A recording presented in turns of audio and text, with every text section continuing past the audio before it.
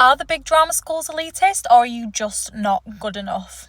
I get this question asked to me quite often, and I think the honest answer is neither of these statements are entirely true.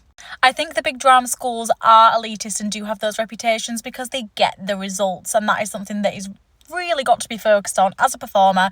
If you can go to one of these amazing schools, it really does do great things for your career, and if you can and if you look forward to going to a school like that, then you are going to thrive.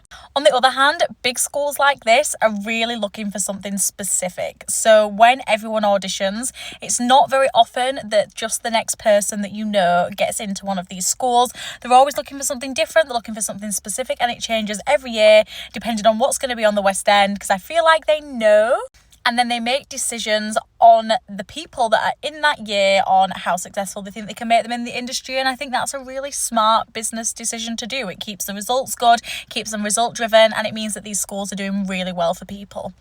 On the other hand, do I think that if you don't go to one of the top schools that you are going to be unsuccessful in the industry? No, absolutely not. There are so many schools that are not the top elitist schools that are still drama schools, still get really good results, and generally take a more general array of people and just pick talent rather than focusing what's going to be on the West End in the next few years, if you know what I mean.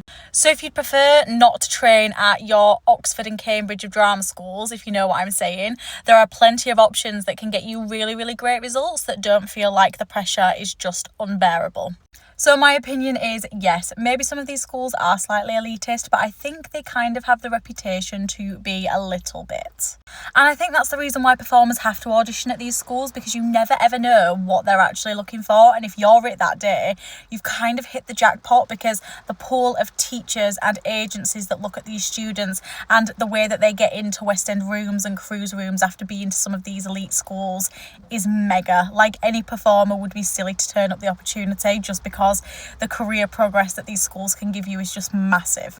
But like I say, alternatively, if it's not for you, because not everybody thrives in those environments, and there are people who do very well that don't even go to drama school, there are people that do well from going to completely different schools. Only you know yourself as a performer, and if you think that you'd be more successful and more well suited somewhere else, I think that that is what you should go for, because you can be unhappy at these elite big schools and you can drop out, you can hate them. People would think that you're crazy, but some people it just doesn't work for them, and that's fine too.